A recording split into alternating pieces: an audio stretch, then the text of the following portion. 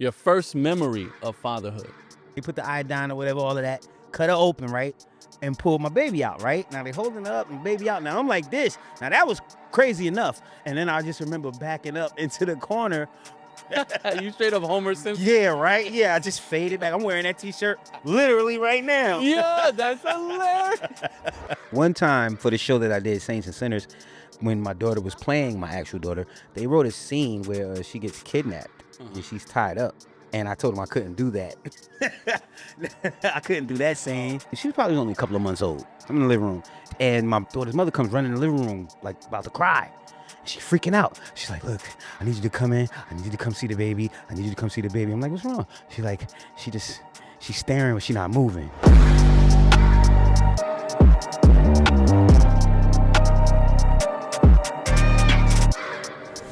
JD, welcome to Rap Dads, man. All right. Thank you for having me, brother. Thank you. I appreciate it. Man, I'm trying not to fan out.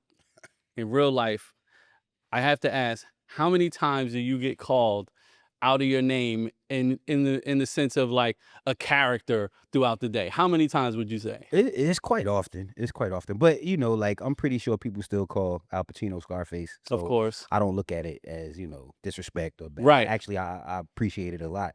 And, you know, the more that I do get called, you know, Bodie or whatever, Right. any of the other characters that I do, I start to hear JD more also too. So That's dope. So that freaks me out when people do say, hey, JD. I'm like, oh, snap. That's cool. So I think that's dope. I love that. It freaks you out more when people know who your Yeah. real name than the characters. Like, they court that credit. You're the first actor we've had on the show. Okay. That's Which what's is up. dope. Shout out. You know what I mean? And I love that when I got the email that you were, you know, in the press run, I was like, this is dope because I want people to understand that Rap Dads is not exclusively for rap artists, but anyone in the hip hop culture. And I mean, there's not, you know, your resume is so in the hip hop culture, Yeah. so influential, so important. You know what I mean? Like, I'm like, this is a no brainer. But let's take it there. So you have one kid, daughter? Yep. One daughter, Jordan Danae, my baby, my sunshine, my light, Or my little twin. You know. another JD. Yeah, she is. You caught that. Yeah, you caught that, definitely. But yeah, man, it's great. She just turned 17 in April. And yeah, she's developing so beautifully and talented music band. She does singing. She does like what I did at that age, but she's like on another level. Word. Yeah. That's She's gonna be amazing. way more I don't know if the word is just talented, maybe successful. She's Right. gonna be way more successful than I am. Listen, I need us to talk about this right now because my father always told me, and I literally just had this conversation with my two oldest about my youngest. Mm-hmm. And my father always said, you're going to be a better man than I am. Mm-hmm.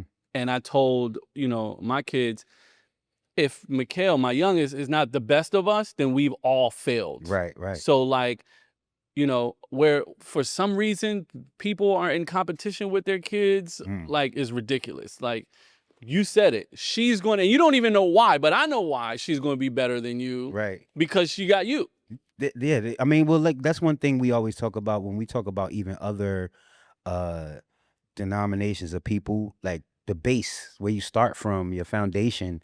If you start with a good foundation or a strong foundation, that's automatically going to be a head start. You know, that's automatically going to be a leg up. You know, Right. And with me, like, I cultivated something that I got from my mom and my dad, and then I just, you know, as we do when you're trying to be that type of parent, you instill that into your kids to where it's natural to them, where it's something you kind of had to go and learn, but to them it's just like they're That like, part. yeah, they just like, really? Oh, I could do that. I see you do it all the time. Right. And they do it with no thought, you know. Come on. Yeah. So, and I don't know where she got the voice from. She could sing. She got a beautiful voice. I mean, like I said, obviously, you know, the acting. She grew up on stages, just watching me do stuff and coming to sets and things. So to her, nothing is impossible. nature, yeah. You know, yeah. And she just goes in, like, even with when it's confidence and all of this stuff. And I'm like, she got a good start. So now it's just her making up her mind about, you know, exactly what she wants to apply it to. Right. But she's off to the races, man. She's off to the races. She actually already done played my daughter On a television series I did. Oh, dope. Yeah, on Saints and Sinners. She's my actual daughter played That's my daughter. amazing. I don't think she has any apprehensions or anything like, oh well, one day I wanna, Right. cause she already now she feel like I already did it, I'm in so there, right. all I do is just go back over there, Right, you know. right, So right. that's good for her. Like, so there's no pressure, and she's exploring. And I'm just, if you can't tell, I'm just real proud. Word, no, Very proud. absolutely, as you should be, for sure. Yeah. So let's talk about your relationship, with your father. What was that like? My dad has always been somebody that I could, talk to. I've seen him fall real hard and then get up. And so that just lets me know, what I'm made of, So I always take that from him, He was a great example for Right. me in good things and in bad things, So Yes, yes. I appreciate that, I love my dad too. My dad's the man. That's amazing, man. There's so many great things you said there. Um, and one of the things is as a kid, making sure, well, as a father, making sure that your children know that you're human. Mm-hmm. You know what I mean? Like, for some reason, some people like to paint this picture of them as, perfect, or like, I'm the authority, I'm always right, but there's no humanity. And so the first time that your kids, A, see that you're human, it shocks them, Mm-hmm. or B, when they realize that they're not immortal, it rocks them in a different way. Like you Exactly. said, I learned from when my father fell what I was made of. Like, that's a huge a lesson to learn, that you didn't have to physically endure yourself. You know what Right. I'm saying? For sure. I think that's dope. For sure. Where were you in your life when you became a dad? Well, at some things I like to plan. Mhm. Most of the time, I'm the type that, like, I work better under pressure, right? Okay. But I definitely planned. Me and my daughter's mother, we definitely planned our daughter. And at the time, I don't know how to put it. I mean, I was in a good place career wise. I was open to being in a relationship. Me and the missus, possibly engaged, and everything was going right. So the decision, like I said, it was planned, it was thought out. I was feeling very comfortable and confident. It felt natural, you know what I'm saying? And it's one of those things too where, not to get too much information, but it's like one of those things where you know exactly when it happened. You like Yeah. you like, I know when I got you pregnant. Yeah. She like, well, no, I think it was the day after that. You like, no, I'm No, telling no, no. I know when I slipped one by the goalie. Come on, we know. And especially, like I said, I spent a lot of time, up until I was exactly 30, being careful.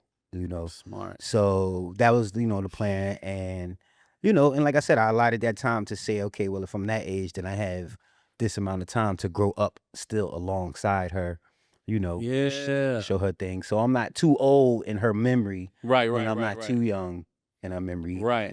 so. No, that's dope. That's a great perspective to have. Like, I had kids young. My parents were 20 when they had me.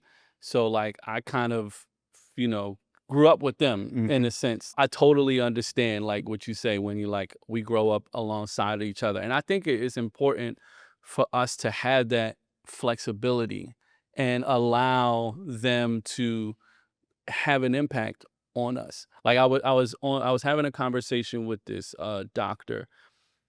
I think he's a psychiatrist, and we were having a combo, and he was like, is there anything that you want to ask me? Like, I'm gonna give you, 10 free minutes of my expertise. And I was Right. like, of course, as a dad, I asked about my relationship, with my kids, and he was like, let them teach you things. Mhm. Let them show you something new. We always have this one way, of we just impart, we're teaching, teaching, teaching. Let them see you learn from them and watch what happens. Mhm. And that joint was a real turning point in my relationship with them. Yeah. Even in the way that I looked at them. Like, I never looked at them like, them turkeys not gonna teach me nothing. Right. They don't know how to do nothing that I ain't already taught them. Right, right. You know what I mean? Well, it's also a thing where, and I don't know how many children you have Three. see. Yep. So I'm pretty sure they're not all the same, but it's Yep. like at least one of them that's like kind of a mirror, and you like, I'm looking at Bruh. myself. So it's like, I already know what to do. I already know what you're going to do. Come on. And then what they do is they take your thing and exponentially multiply it. Yes. Because my daughter, like I said, she'll go out and, to your point of having them teach you something, it's like she'll go out and she'll bring it back to me, and then it's like 3 times, more advanced than when I was doing it. Word. It's kind of like, Yes. heck, it took me like a whole while. It took me a while to figure that out. Yes. Man, and she's like, but that's because, we create that environment. But when you got that mirror child, or that when you can see yourself, I mean, I'm pretty sure you see some of yourself in all of them. Oh, absolutely. But when you see yourself Yeah. and you talking to yourself, Yes. it's like, it's that filter. It becomes really, it's amazing. It's And amazing. yeah, It and is, so yeah, you gotta let them bro. show you, Yep. or the difference between you and what you were. You know what I'm saying? Because they sponges. I mean, everybody always says kids are sponges. Yes. So either we're gonna give them, good water, or Right. Or dirty stuff. dirt, Right. rain, soda, whatever. They're gonna soak up whatever we put in front of them. They're gonna Word. soak it up. That's a fact. That's a fact. I mean, when you said that, I thought about my clone, my mini me, my Esteban Jr. And a lot of the things that I can't stand about Minnie is the shit that I should have been taking care of myself. When you say that mirror, and it's crazy, a few years back, I wrote a book on fatherhood, called The 10 Dad Commandments. And the first thing I say, when you have to define fatherhood first. Right. You can't fulfill a role that hasn't been defined. Like, so you have to define it specifically for yourself. And then I share my definition. I'm like, fatherhood is a mirror. It'll show you all of the things that you need to fix, or things that you need to be aware of, that you need to shore up within yourself. Yeah. Like, first and foremost. So the mirror, spot on. Yeah, Spot on. Yeah, these kids, man, they are us, and these iterations. That's why it's so funny when I'm like, I can see exactly I'm half my mom and half my dad. I Word. can tell that. So now I'm looking at them like, all right, I know my mom. I see what she get my grandfather and her, but I didn't, get to see my grandmother a lot. But I could tell the mixture. Right. I can see my dad's mixture. Interesting. So it's like I see these things because I got to grow up with 2 great grandparents, 3 grandparents. So I got to know all of their personalities too. And I'm like, that's a good point. oh, you definitely, that's what dad is. And now, Word. so you get to see you. And then so when when Jordan is doing something, I know, like, even when she's not around me, I know to her mom, she's like, that's her dad. There she goes. All of that rationale, all of that extra calmness. Like, it take a lot to get them riled up, but once they riled up, they up. Right. Like all of that adroitness, curiosity, and all of that's her dad. All of that's her dad. So that's dope. Yeah, see, and that's why I think a lot of times when people who have bad parenting situations, they get mad at the kid because they can see the other person, not just physically. Hello. But they know the other person is in there. Come on. Yeah. Like, why are you so mad at me? Because you see them and me. Yo, all I did was pour the milk. Bro. Well, you pour the milk just like her. I feel you. You drink that soda just like him. Yo. I'm like, I can't help it, man. You burp just like her. I have a homie who's unfortunately in that situation where he and the mother are not together. Mm-hmm. His son is identical to him. Like, they look exact. So I know anytime, like, bro, you got to be soft with her, because when he go home, it's like you going in there. Yeah. Don't send him into the battle zone, B. Right away. Come on. Right away. He already at the disadvantage right now.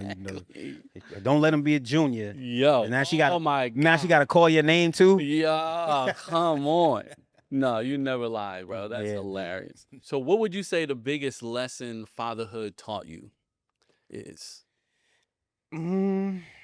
Well, like I said, I think practically, it's like you have to be, more responsible, whether it's just fiscally. But I mean, I think that would be the hardest thing, is to just make sure that you always have that backup for the other extra person that's there. Like, you like, damn, I got a whole extra body I got to take care of. Right. So that pretty much would be the one thing, because everything else, as an actor, an artist, whatever, you like, I could be kind of willy-nilly with it. I'm an artist, I'm gonna figure it out, I'm gonna work off my talent, but you can't really gamble the same way as you would when you was just, Yeah. So, but yeah, just mostly like having myself, taking a part of myself out that's just not for me anymore. It gotta be that's the work part for her. That's the time part to show up at her things, the availability for whatever she want to do. That's like, what, let's say that's like got to be at least 20% of me now. Right. So I guess those are the type of things that you try to become more aware of, and because those are the things that those investments and the value for those things is going to come back later. Yes. Whether it's from her, whether it's from if I have grandkids, somewhere that's going to come back. So Right. it's like you just putting those pennies in right now is what matters. But yeah, I think really just trying to be more responsible, and like I said, in the sense of being prepared, not fixing the problem, but trying to get ahead of the problem before it's a problem. Anticipating. Yeah. Yeah. So, Yeah. Yeah. because it's not just me. I don't care if I run into the Right. problem Right. or wall. Right. I'll fight it off when it Right. comes. Right. Right. But at the same time, what family member want to see you in a fight? Yes. So Yes. whether you're gonna win or lose, they don't want to see you fighting. Right. Right. So you gotta, kind of figure out a way to keep that, and it's not a facade, but you want to keep a area for them to feel comfortable. No parent want to be going in the house every day complaining about the bills where the Right. kids is like, oh, we're gonna lose the house. Yeah. Mom. Yeah. Yeah. You Yeah. like, no, they're not supposed to be worried about that. Right. So you Very got to do true. what you do. Now that being said, like you said, cutting different parts of you off, carving out, time and making sure that you're fiscally responsible and things of that nature. How has it impacted your career? Has there been like projects that you won't take or roles that you won't play or like gigs that were too long or any of that type of stuff have come? No, not really. Funny enough, since my daughter's been born, it's kind of this cycle has been going where we've been going to the same places that I went when I was growing up. Interesting. So so it's this weird way we kind of just following this same path that I moved around to when I was a kid. So when I have to go to work, usually I'll go scout it out, see what's up, have a have them visit or Hmm. whatever, or go home.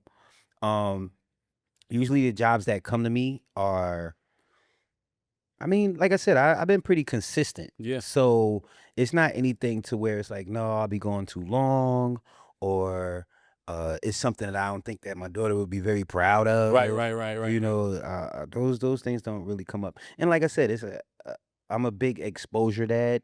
So if I'm going to do it, I'm more than likely going to try to bring her around it to That's so see brilliant.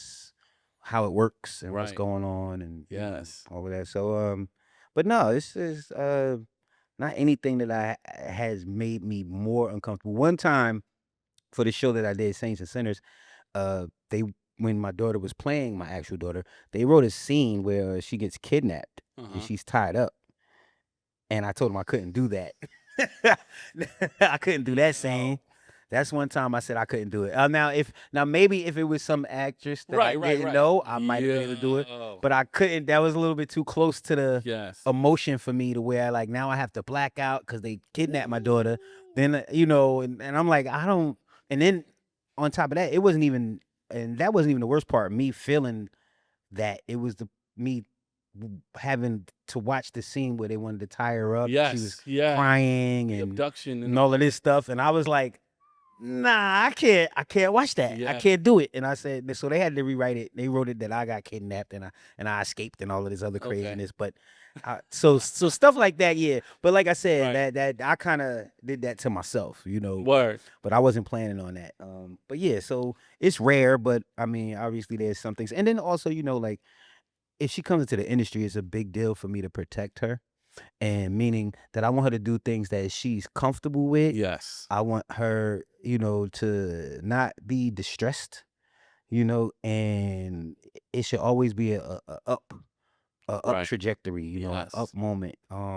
So that's just where it is. So like I said, like it's okay for us to do stuff in the house. Me and her have our own little scenes and everything, but when it starts to get all, crazy and Yeah. physical and dangerous and violent, and Nah. I'm good. I'm But I think this a ill I think that's a great, story, and I wanna kinda dial in on the lesson there is that, like, you taught her it's okay to push back.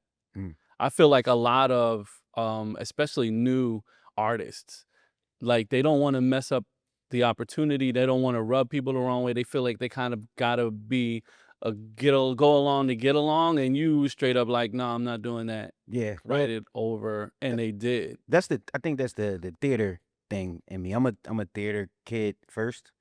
So, in our mind, it's always like, oh, we always collaborating in some way. Mhm. I'm working on the character, and maybe this might be the motivation, So, starting on Oz, and everybody on Oz was thinking that way. So Interesting. a lot of times we would all kind of, even make suggestions at each other. How you doing on this breakdown? You know what? I think your character's this, and we all like respected each other in that way, to Wow. where it was like, where you going? What are you going for with that? Oh yeah, I see you. All right, here you go. Well, I'm gonna add this, and I'm so when it comes to theatrical things like that, it's a collaboration. Yeah. So I always came up with the thing where I'm like, well, if they allow me to provide, a couple of ad libs Right, right, here right. and maybe an improv there, then I should, speak up. And and Yes. and and like I said, I never been afraid to do that anyway. So Dope. worst my dad told me worst thing he could tell you is no. Hello. So Right. and a director, if you got a real good director, directors will either they'll tell you, look, do it, just do it better. Like Right. some directors will just say that to you. Yeah, yeah. And you just take it for what it is and you just move along with it. Word. Or you might try something and they be like, I don't like that. I don't like that. Let's stick to the script on this one. Right. That's it. Ooh, right. And so that's another thing. Like I said, I hope to that I feel like I have passed down to her is like there's this like kind of fearlessness. And even my brother called me. She did a play, and I sent him a clip. And I'm like, damn, because like every time she gets better, but like her voice is like developing. It's kind of funny. You got this Beauty and the Beast thing here. Her voice is developing into like a Disney Wow. level voice. And I was like, whoa, what is going on here? And then my brother hit me. He said, yo, that is you, bro. And I'm like, well, where you get it from? He like, yo, you don't, because in high school, he was like, that was you. You was just fearless. Like Interesting. you ain't care what people Right, thought. right, You just, right, right, and right. to me, I wasn't thinking about it like that. Right. I was just a ping pong ball. Word. You know what I'm saying? But he was like, no, that's you, bro. And I was like, wow, That's amazing. that's what I was. I'm glad I didn't know that's what I was, because I probably would have carried that a whole different kind of way. Have you had to have a conversation about dating? Mm, What's that like? uh, See, I always thought that conversations like that are always like long. You have those conversations throughout time. You know what I'm That's saying? a great, I never yeah. thought about like, oh, just sitting her down and The saying, talk, oh, right. boys are this and they want this and they act this way, or, you know, do you even like boys? Do you like girls? Right, right, right, right. What is your situation? Like, so I feel like those conversations happen throughout time because, as I watch her, I get to learn her. I watch her grow. I see what kind of friends she has. I see like her demeanor when it comes to talking about those types of things. Is she like excited to talk about those things? Is she kind of like quiet, like dad? Let me Right. talk to mom, and you know, and so there's all of these little cues. Now sometimes, and like I said, it's over time. So sometimes if I see a little opening, like let's say we watch some movie or something. And I'll be like, so what you think about this, that, and the third? And then I'll carry it on a little bit until she's like, all right, dad. Right, right, right, right. So now I know I'll catch her back on the next one. Right. So, and like I said, that would come with anything, no matter whether I had an agenda or not. If I wanted her to start questioning things, or if I was just trying to prep her for a conversation, I would plant those little seeds throughout Smart. time, like when she was little, and I would take her to see certain movies, kids movies or whatever.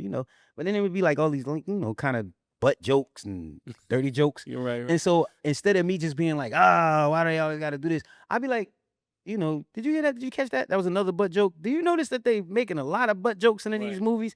And then she'd be like, yeah, I'm kind of picking it up. And then I would stop saying it. So now when we go, by the time she's about 9, we watching the movie, she's like, butt joke, butt joke. Right.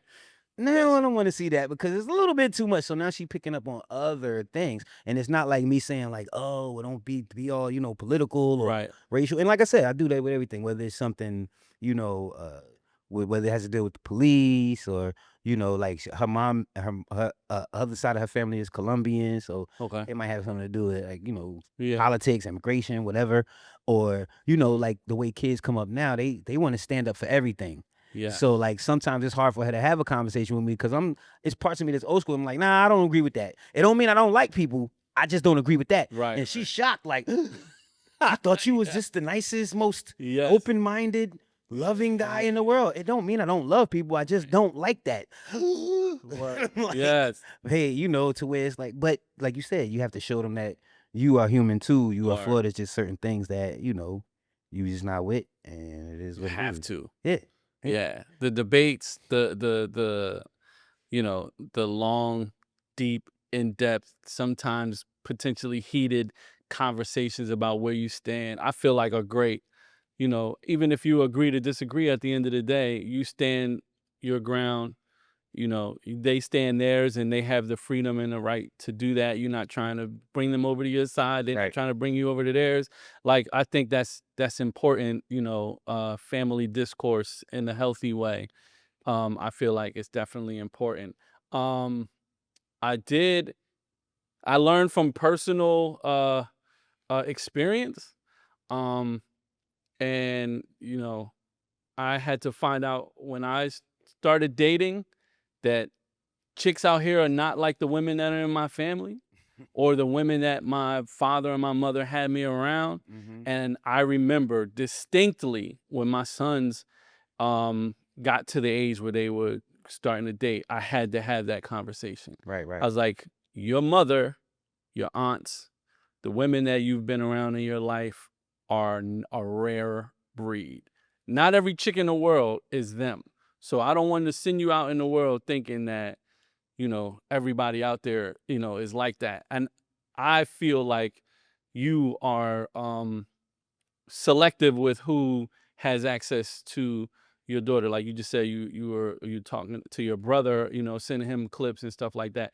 Have you had a conversation about even that, like warning, like, look, boys are stupid, or especially young, Yeah. they don't be knowing anything. You know what I mean? Yeah. Well, like I said, I mean, in the discourse of, and then also, with us being, I guess you could say we're an acting family. Mm-hmm. So there's a part of that comes with like kind of like an innate study of psychology, because it's like if you're gonna pretend to be that person, you got to kind of understand a little bit about them. Yes. Yes. So there's a little bit of that comes, right? So it's like she looks at people, and I'm pretty sure she's like, yeah, I'm discerning a little bit, and Interesting. she'll know when to fall back, or if to lean in Right. something.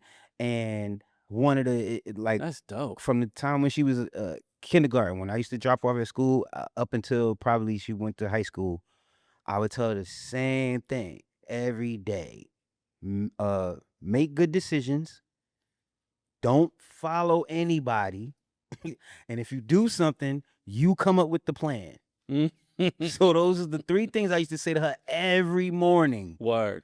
And so I think like that's kind of ingrained in her, even now, because she'll think about those three things. I'm pretty sure she's like, all right, am I following? No. Right. If I'm going with them, I better come up with a better plan. Come on. Because that's going to be trash. Come on. And if I get caught, at least, because it's the first thing my dad is going to ask me, who came with the Right. plan? This your work? Yeah. So, Exactly. because I know you ain't get caught because of somebody else, Right. so, and Love then, that. and the main thing to keep from the other two is make good decisions. Make the best decision Yeah. you can, so, and you just keep it simple like that. And like I said, then you just build on those things over a while. And those also was ways that I would teach her, she could use to stand up for herself, to not, because she's a very, very sweet little girl when she was small. I mean, she still is. But I mean, like, like the little girl that like would give you like her last chocolate Right. milk type of thing. Right. Like you like, Could easily be taken advantage of. yeah. It's so And nice. you like, Yeah. would you stop doing that? Right. Right. So after a while she caught on. But it was just to where, you like, all right, Mama Cedar, you a little bit too nice now.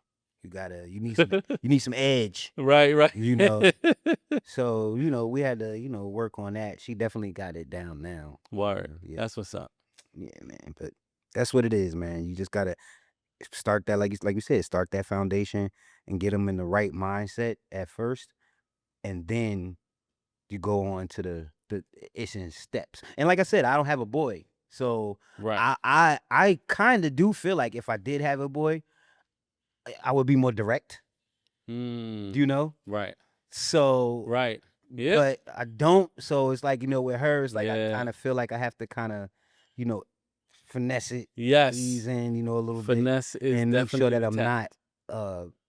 scaring her off, Right. and she's Yes. that she's like, "Oh, Dad, you trying to teach me to drive or something? Get out of Right, here!" right, right. You Right. yelling at Right. me. Get Right, out of right. here. So, so I think that that's important. For sure. But if I had a boy, like I said, like I wanted to have a boy just to show him how to pee. Like, this is how you do it. Come And on. I want to see how fast he pick it up.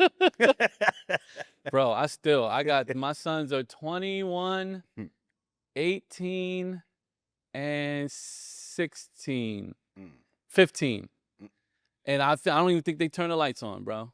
I think they go in there and like pray for the best. Let it go. Let it go. Bro. Then they walk out. It'll be all right. We'll clean it Cause up. I go in there, I'm like, yo, what is going on in Yo, here? bro, that's how we do. That's how we do. But see, like So- I said, that's something that I always thought about, that I would kind of, I would enjoy, like even back to my dad. Everything I'm telling you is certain stuff that my dad did. My dad be in the bathroom, door open, I'm pop. I do that. Dad, My sons it's think my that. house. So, but damn. Yeah. Like it's my stuff. So I know Yo, how that's it go. funny. I know how it go, man. You gotta stake your territory. That's it. It's my shit. Y'all done peed on everything, but it's not yours. Right? This is my stuff. Right? All right, last thing I want to do, I want to play a quick game. It's called First and Last. Okay. Your first memory of fatherhood. Oh man. I don't know if I was officially a father yet. I mean, I guess I was. Yeah, I was. It still freaks me out to this day. When I saw my baby come out, right? And I'm in the room, and I stood all the way in the corner. And it wasn't, I mean, I wasn't afraid, but I just wanted to be out of the way. Like, the doctors, it was bugged out because, all right, so my wife, my baby's mother, she had a C-section. Mm-hmm. So I'm looking over the thing. Oh, bro, you wildin'. I had to watch. I had to watch. Looking over the thing. Oh. They put the stuff on. They put the iodine or whatever, all of that. Cut her open, right? And pull my baby out, right? Now they holding her up and baby out. Now I'm like this. Now that was crazy enough. And I didn't feel, it wasn't gross. It wasn't gross. You know what I'm saying? It was amazing. It was just like, That's good. it didn't even seem real, Right, right. And then I just remember backing up into the corner because I'm like, okay, all right, she's out. Everybody back up. Give her room. Let her breathe. I was just thinking in my head, and then I realized, probably after like maybe 10, 20 seconds, like I didn't have to be that far in the corner. You straight up Homer Simpson. Yeah, right? Yeah, I just faded back. I'm wearing that t-shirt literally right now. Yeah, that's hilarious. Yeah, I totally was. So I backed into the corner. I saw them put her on a scale and everything, and then after a while, the nurse, she looked over me. She said, "Come over here. You could hold her and everything." I got myself together and I went and I held it and I took her up to her mother's face to show her. And so yeah, my first memories were the very first ones. That's amazing. Very first man. ones. You're a brave dude, bro. Last gift you gave your daughter. An amp for her guitar. Oh, fire. Yeah, she's in a little rock band now. They They just started writing their own songs. They was doing covers, but now they starting to get their own little sound going. But yeah, she wanted an amp for her birthday. She one of those kids that don't really ask for anything either, which is crazy. So yeah, I don't know if that's good parenting or poverty mindset. I can't think of what I've done to my kids that like they don't ask for stuff. You know what I'm saying? I'm like maybe they got everything they need. We're like, no, they don't really. They don't think you could get it. They like, hey, or that. They're like, because I knew when I was growing up, like, my pop worked 3 jobs, and I was like, I'm not about to ask this man to buy me $100-something Jordans. Oh, I'm just not gonna do it because I'm just, not a selfish human being. oh yeah. But my kids, I don't think they have that. They don't have that gene. Nah, Yeah. she just. I think a lot of times, like also, like I said, we kind of preempted a lot of things she wanted. So Dope. and then like I said, she's super sweet. So I'm pretty sure if it was something she really wanted, she'd hit me and say, "Can I get could you buy me this David Bowie poster?" Something like Right. that. Nice, man. Great parenting, bro. All right. First word or first memory, like experiencing a first, like for them. For her. Yeah. Oh, I mean, she had a bunch of them, but it used to bug me out. Like I said, she started walking she was standing up at 6 months, and it looked creepy. We got pictures of this and everything to see like a person this little standing up, looking like your little chubby legs shouldn't even be able to hold you. And so by about 7, 8 months, she was able to take like 3 steps. So now it looked like Chucky walking through the house. Yeah. I'm like, okay, so she started walking and standing up really quick. Standing up and walking really quickly. And that was her first word. Hey. Yeah, That's what's up. and she used to kill her mom with that too, because she really ain't want to say mom for nothing. Like, I don't think she said mom until she was like 1 or something. That's like dope. But she went, dad was her first word, no was her second. But she started getting a lot of words really quick. Like she was, like I said, I think she was playing so well. Yeah. That we always had something to add on to her, But yeah, her walking at such a little age and dad being her first words, like I said, oh, and she had jokes. I don't know where she got those from. One time she did this I'm in the living room, and I think she was probably only a couple of months old. I'm in the living room, and my daughter's mother comes running in the living room like about to cry. She's freaking out. She's like, "Look, I need you to come in. I need you to come see the baby. I need you to come see the baby." I'm like, "What's wrong?" She's staring, but she's not moving. She's staring, but she's not moving. So I'm like, now in my mind, I'm kind of thinking this sound a little bugged out, but I'm thinking you tripping because you always tripping. Right? You've been tripping since we brought the baby home.